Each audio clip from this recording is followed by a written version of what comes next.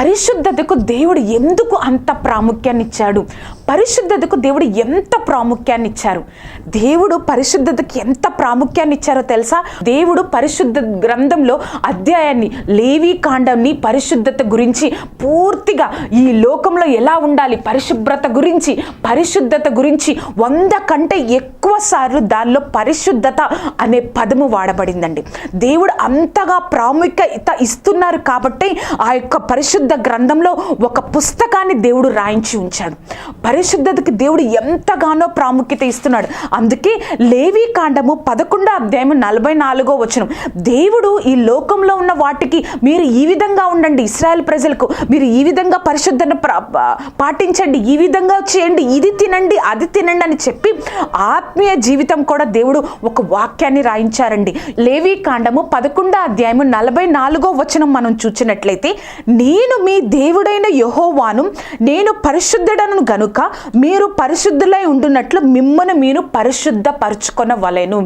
చూసారా అండి, ఆ అధ్యాయం అంతా ఉన్న వచనాలు అంతా పరిశుద్ధత, పరిశుభ్రత గురించి, ఆ 2 మాటల గురించి దేవుడు చెప్తూ ఉన్నాడండి. దేవుడు ఎంతగా పరిశుద్ధత గురించి చెప్తున్నాడో తెలుసా?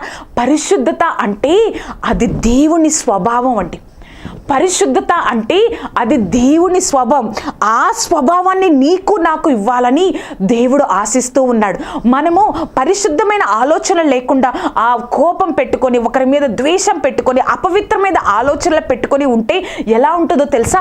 మన యొక్క శరీరంలో ఒక క్యాన్సర్ని, ఒక వ్యాధిని పెట్టుకొని ఎలాగైతే జీవించి కొన్ని రోజులకు మనం కృషించిపోతామో, మన హృదయంలో కూడా అపవిత్రమైన ఆలోచనలు, అపవిత్రమైన తలంపులు కలిగి ఉంటే అటువంటి విధంగానే ఉంటుందండి.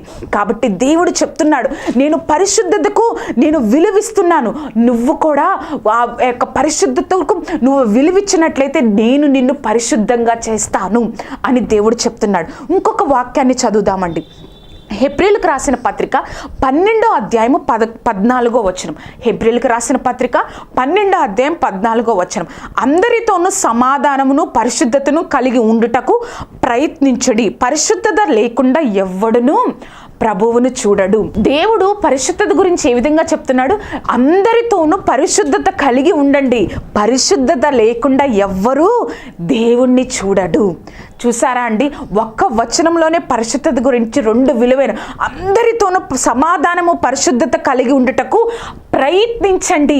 మీరు పరిశుద్ధత లేకుండా ఎవ్వరును దేవుణ్ణి చూడరు. మనం ఎంతగా దేవుని పరిచర్యలో ఉన్నా, ఎంతగా మనం ప్రార్థన చేస్తున్నా, ఎంతగా వాక్యం చదువుతున్నా, ఎంతగా మన విశ్వాస జీవితాన్ని కలిగి ఉన్నా కూడా నువ్వు నేను పరిశుద్ధ జీవితం జీవించకపోతే, మన ఆలోచనలు, మన తలంపులు, మన ప్రవర్తన, మన యొక్క మాటలు దేవుడికి ఇష్టపూర్వకంగా పరిశుద్ధంగా లేకపోతే మనం వ్యర్థమే అండి. మన యొక్క పరిచర్య, మన యొక్క తలంపులు వ్యర్థమే, మన జీవితం వ్యర్థమే. కాబట్టి నువ్వు నేను ఏం చేయాలంటే పరిశుద్ధంగా ఉండడానికి మనం ప్రయత్నించాలి. అప్పుడు దేవుడు చెప్తున్నాడు, పరిశుద్ధంగా ఉండుటకు ప్రయత్నించండి. అప్పుడు మనం ప్రయత్నించినట్లయితే, ప్రభువా మనం ఒక్కసారి ఆలోచించినట్లయితే, మన ఇంటిలో ఏదైనా కనెక్షన్ ఫెయిల్ అయింది అనుకోండి, మన ఇంట్లో స్విచ్ చేస్తే ఒక లైట్ వెలుగుతుందా అండి? ఒక ఫ్యాన్ వెలుగుతుందా?